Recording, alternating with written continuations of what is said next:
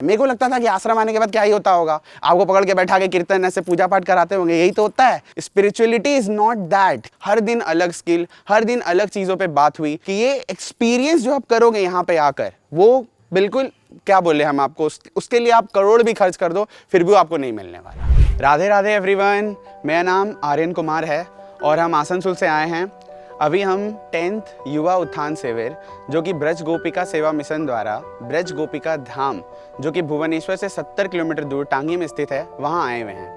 इस युवा उत्थान शिविर से पहले हमको पर्सनली कुछ भी नहीं पता था, ना ही आश्रम लाइफ के बारे में, ना ही महाराज जी के बारे में, ना ही सनातन धर्म के बारे में, किसी भी चीज़ के बारे में नहीं पता था।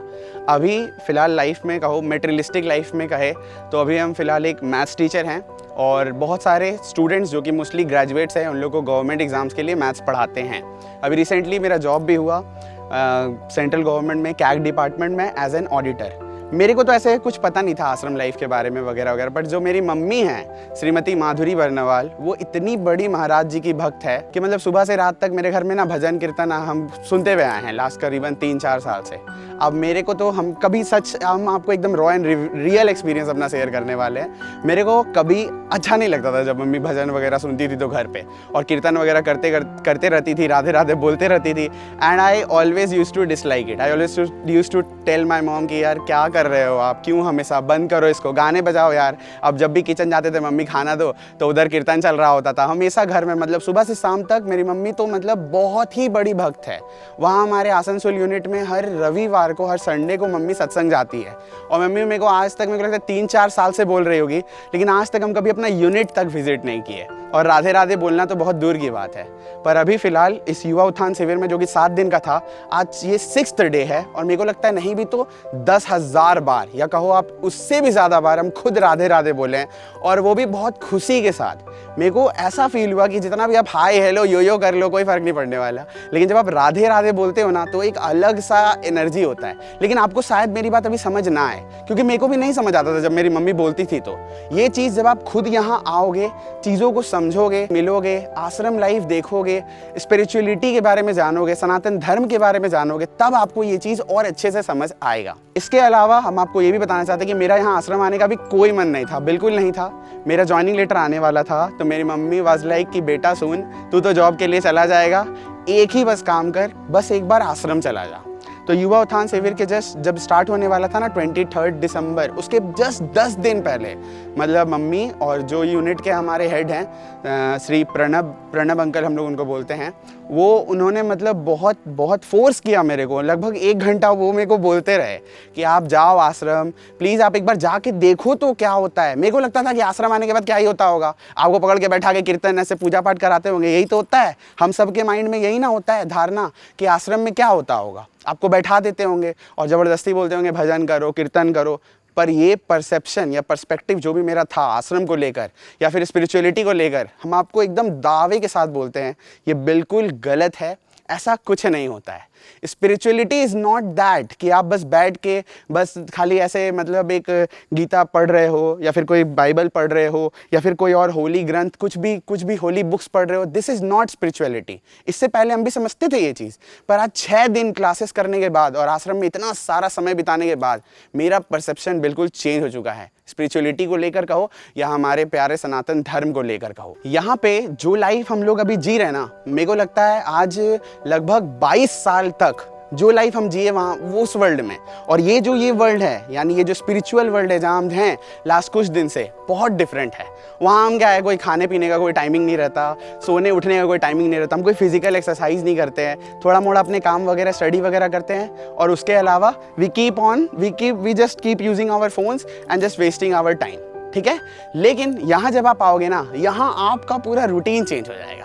Not only spiritually but physically and also emotionally आप स्ट्रांग बनते हो, और पूरा आपका जो नज़रिया होता है दुनिया को देखने के लिए या फिर हर एक चीज़ों को लेकर, ऐसा नहीं है कि आप सोच रहे हो आप आश्रम आओगे तो यहाँ पे आपको सिर्फ स्पिरिचुअल क्लासेस मिलेंगे और दिन रात आप कीर्तन करोगे। नहीं, यहाँ पे हमारा पूरा रूटीन रहता है। 4 बजे सुबह हमें उठाया जाता है और ये रूटीन पूरे क्लासेस होते हैं। उस बीच हम सुबह 4 बजे उठकर हम परिक्रमा करते हैं। उसके बाद हमारे बाबा सुबह सेशन लेते लेते हैं, सुबह आरती होती है, उसके बाद हम योगा क्लासेस के लिए जाते हैं और इतना इंटरेस्टिंग होता है सब। और ये तो भी स्टार्ट है, उसके बाद हम ब्रेकफास्ट करते हैं और सब कुछ बहुत टाइम पे होता है। जैसा कि हिंदू धर्म में ऐसा कहा जाता है कि जब सूरज रहे, जब सूर्य भगवान उगे हुए रहें तभी खाना खा लेना चाहिए। तो आश्रम का भी यही नियम है कि प्रातःकाल ब्रेकफास्ट जो है वो 7:30 बजे तक खत्म हो जाता है और खाना डिनर जो है हम 6 साढ़े 6 बजे तक खत्म कर लेते हैं। अब मेरा पर्सनल रूटीन तो ऐसा है ना कि रात में हम लोग 3-3 4-4 बजे खाना खाते थे घर पे जब हम थे, लेकिन यहाँ आने के बाद 6 साढ़े 6 तक डिनर कंप्लीट हो जाता है और इतना अच्छा फील होता है ना, हम आपको बोल नहीं सकते। जो पॉजिटिविटी और जो पीस है वो अब हम एक्सप्रेस नहीं कर सकते। आपको लग रहा होगा कि ये बंदा ऐसा कैसे हो सकता है, इसको सिखाया गया होगा बोलने के लिए। ऐसा कुछ नहीं है, मेरे को कुछ नहीं सिखाया गया। ये जो भी वीडियो देख रहे हो आप, ये बिल्कुल रॉ एंड रियल एक्सपीरियंस है। फर्स्ट डे जब हम आश्रम आए थे मेरे को एकदम अच्छा नहीं लग रहा था। मेरे को लग रहा था कि कहाँ आ गए यार, सुबह 4 बजे उठा दिए। यहाँ भैया, यहाँ पे ना हर लड़के को भैया बोलते हैं और हर लड़की को दीदी बोलते हैं। तो सुबह 4 बजे भैया लोग आ गए, उठिए उठिए, चलिए परिक्रमा करिए, आरती करिए, चलिए सब में जाना है, क्लासेस करना है। तो मेरे को लग रहा था यार बस मम्मी, अब तो हम मम्मी को बोलने वाले हैं। एक दिन बड़ा अजीब लगा, फिर लेकिन जब एक दिन कंप्लीट हुआ ना तो कुछ अलग सा फील हुआ, जो कि वहाँ पे तो बिल्कुल नहीं होता था। फिर भी उतना अच्छा नहीं लगा। फिर सेकेंड डे आया, सेकेंड डे थोड़ा अच्छा लगा, लेकिन जैसे ही सेकेंड डे कंप्लीट हुआ ना और जब थर्ड डे उठे ना, तब मेरे को समझ आया यार हम क्या मिस कर रहे थे लाइफ में। जब हम छोटे थे तो हमें ये कहते थे कि भाई 10th टॉप कर लो, 10th तक पहले निकाल लो, लाइफ अच्छा हो जाएगी। और हम खुद भी पर्सनल 10th टॉप किए, ठीक है। उसके बाद जब उससे बड़े होते हैं फिर इंटर आता है, बोलते 12th टॉप कर लो, साइंस ले लो, कॉमर्स ले लो। साइंस लिए, 12th टॉप किए, बिल्कुल हम वो भी कर लिए, चलो ठीक है। उसके बाद बोलते कॉलेज लाइफ जाओ, कॉलेज में टॉप कर लो, चलो वो भी कर लिए। उसके बाद बोलते जॉब ले लो, जॉब भी ले लिए। तो ये जो सारी चीज़ें हम लोग करते हैं या जो हम लोग गोल्स ऐसे बनाते हैं, छोटे छोटे बड़े बड़े, जो भी जिसका जो भी गोल हो, कोई IIT जाता है, कोई गवर्नमेंट जॉब लेता है मेरी तरह, या कोई टीचर बनता है, कुछ भी करता है। इन सब गोल से अल्टीमेट हम लोग क्या चाहते हैं? हम लोग यही तो चाहते हैं कि कोई भी चीज़ को करके हम लोग को हैप्पीनेस मिले। अल्टीमेट गोल तो यही है। आप बोलोगे नहीं हैप्पीनेस नहीं, हम तो गाड़ी चाहते हैं। तो फिर आप गाड़ी क्यों चाहते हो? अगर आप लैम्बोर्गिनी भी खरीदना चाहते हो तो आप क्यों चाहते हो? उसका अल्टीमेट रीज़न तो यही है ना कि आपको हैप्पी होना है। तो अल्टीमेट जो लाइफ का जो गोल है वो तो यही है कि आप खुश रहना चाहते हो। और मेरे को भी यही लगता था। ये मेरे ये वर्ड्स नहीं है, ये मैं माँ बाबा से ही सीखे यहाँ आकर। दे से कि आप खुद बताओ, आप तो सब कुछ गोल जो भी आप चाहते थे वो पा लिए, बिल्कुल सही है। आप चाहते थे कि ये लाइफ में एक सक्सेसफुल पर्सन बने, आप बन गए। आप चाहते थे आपको सैलरी अच्छा मिले, आप एक अच्छा लाइफ जियो, आपके पास गाड़ी हो, घर हो, बंगला हो, प्यार हो, रिलेशनशिप हो, सब कुछ है आपके पास। तो आप खुश क्यों नहीं हो? फिर क्यों डिप्रेशन है? फिर क्यों एंजाइटी है? बात तो सोचने वाली है ना। अगर अल्टीमेट गोल यही सब होता तो फिर हम क्यों फिर टाइम टू टाइम फिर हम सैड होते, फिर क्यों अपसेट होते, क्यों फिर इतने बड़े बड़े सेलिब्रिटीज जो कि इतना अच्छा कर रहे होते हैं लाइफ में, क्यों सुसाइड कर लेते हैं? इसका सिंपल सा रीज़न है क्योंकि इस वर्ल्ड में हम लोग आए हैं मटेरियल दो। इस वर्ल्ड में देखो हम लोग जो हैं वो दो हैं, एक है हमारा बॉडी और एक है सोल। अब जो बॉडी है उसके लिए सारे गोल्स वगैरह ठीक है, वो सब ज़रूरी है, लेकिन जो हमारा सोल है उसका सिर्फ और सिर्फ एक ही पर्पस है, वो है गॉड रियलाइजेशन। अब ये चीज़ हम आपको कितना भी बोल रहे हैं, हमको पता है शायद इस वीडियो से आप में कोई चीज़ ना आएगा। मेरा इस वीडियो का कंक्लूजन यही रहेगा आप सभी के लिए, जो भी यंगस्टर्स मेरी तरह या मेरे से छोटे जो एज के हैं वो देख रहे हैं तो, या बड़े भी हैं, आप एक बार बस आश्रम आओ, आश्रम लाइफ देखो, यहाँ का रूटीन एक बार जियो, आपको समझ में आ जाएगा कि आप जीवन में क्या मिस कर रहे थे। जब पहला 2 दिन यहाँ था ना तो आई वाज सेइंग कि मम्मी कहाँ आ गए, अब मेरे को ले चलो। और अब क्योंकि कल हम लोग का लास्ट डे है यहाँ पे, आई फील लाइक कि अब मेरे को नहीं जाना है यहाँ से। बिल्कुल हम भूल चुके हैं अपने सारे स्ट्रेस जो भी उस वाले वर्ल्ड में, उस वर्ल्ड मतलब जो एज आर्यन कुमार जो मटेरियल वाला वर्ल्ड है, जो दूसरा वाला स्पिरिचुअल वर्ल्ड और एक मटेरियल वर्ल्ड, तो वहाँ पे जो भी चीज़ें हैं, जो भी स्ट्रेस था, एंजाइटी था, हम सब कुछ भूल गए हैं। सब कुछ, इतना स्ट्रेस था वहाँ पे, इतने सारे स्टूडेंट्स को मैनेज करो, होमवर्क दो, इसके अलावा हम यूट्यूब वीडियोज़ भी बनाते हैं, यूट्यूब को मैनेज करो, इतना सारा मतलब माइंड में हमेशा कुछ ना कुछ चलते रहता है स्ट्रेस। आप खुश तो हमको समझ नहीं आता, सही में खुश तो होता नहीं, लेकिन जब यहाँ हम आ गए, कीर्तन करते हैं, माँ कीर्तन कराते हैं, जब हम लोग कीर्तन में बैठते हैं ना, कुछ पल के लिए तो सब कुछ भूल जाते हैं, सब कुछ। हम आपको बोल भी नहीं सकते, ये एक्सपीरियंस ना वर्ड्स में नहीं शेयर हो सकता। आप खुद यहाँ आओगे, चीज़ों को देखोगे, समझोगे, बैठकर कीर्तन करोगे, क्लासेस करोगे, तभी आपको समझ आएगा। And one more thing, it's not only about कीर्तन और स्पिरिचुअलिटी। ये चीज़ मेरा परसेप्शन था कि आश्रम जाएंगे तो क्या ही होगा, सिर्फ यही कीर्तन कीर्तन कीर्तन, नहीं। कीर्तन तो सिर्फ सुबह और शाम ही होता है। दिन में भैया लोग जो यहाँ पे हैं वो बहुत सारे क्लासेस लेते हैं, और ऐसा क्लासेस जो शायद आपको वो वाले वर्ल्ड में भी ना मिले। टाइम मैनेजमेंट हो, चाहे स्टॉक मार्केटिंग हो, चाहे और भी बहुत सारे स्किल बेस्ड चीज़ें हो, हमें सब कुछ सिखाया गया। हर दिन अलग स्किल, हर दिन अलग चीज़ों पे बात हुई, phone addiction, each and everything हम अभी नहीं रिकॉल कर पा रहे, इतना कुछ हमें सिखाया गया है, इतना कुछ।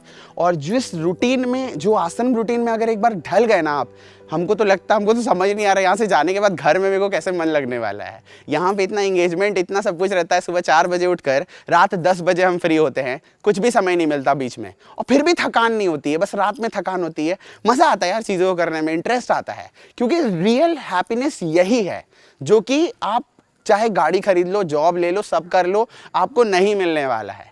अब हम लोग तो उतने, अभी तो 6 दिन में कितना ही सीख जाएंगे स्पिरिचुअलिटी के बारे में, ज़्यादा तो कुछ हम जानते नहीं हैं, लेकिन बस यही आपको कह सकते हैं जो भी लोग देख रहे हैं कि ये एक्सपीरियंस जो आप करोगे यहाँ पे आकर, वो बिल्कुल, क्या बोले हम आपको, उसके लिए आप करोड़ भी खर्च कर दो फिर भी आपको नहीं मिलने वाला। वो वैल्यू से ऊपर है, परे है वो चीज़। उसके लिए आप कितने भी पैसे खर्च कर दो, कुछ भी आपको वो नहीं मिल सकता। तो ये तो 10वां उत्थान शिविर है। हम कोशिश पक्का करेंगे कि नेक्स्ट उत्थान शिविर में मेरे से जितने स्टूडेंट्स जुड़े हैं, हम ज़्यादा से ज़्यादा स्टूडेंट्स को यहाँ साथ में लेकर आए, ठीक है। और एज अ ग्रुप लीडर कहिए या एज अ उनके साथ जो भी आप कहो, उन सबको लेकर हम ज़रूर आएंगे। अगले साल तक तो मेरा ज्वाइनिंग भी हो जाएगा, लेकिन आई विल ट्राई कि चाहे जहाँ इंडिया के जिस भी जगह पे मेरा पोस्टिंग होगा, हम यहाँ ज़रूर आएंगे। 11th में भी, 12th में भी, 13th में भी, और कोशिश करेंगे हर साल आएँ। और आप सब भी, अगर आपको अगर मगर नहीं, आप बस एक बार आओ यहाँ पे, और अगर आपको मेरी बातें गलत लगे ना तो ठीक है, मत आना। जाते हो ना घूमने, दीघा जाते हो, पूरी आते हो ना घूमने, भाई ठीक है, आश्रम छोड़ के पूरी चल जाना, 7 दिन के बाद पूरी घूम लेना, बीच घूमना, नहा लेना। बट अगर आप यहाँ पे टिक गए और 7 दिन जी लिए ना युवा उत्थान वाला लाइफ, युवा उत्थान शिविर में जो जो आपको चीज़ें सिखाई जाएंगी, आप एज अ पर्सन, यानी as a body and as a soul, दोनों ग्रो कर जाओगे। आप पूरा as a person totally revolve. माँ बोलती है कि चेंज और ट्रांसफॉर्म 2 अलग अलग चीज़ें हैं।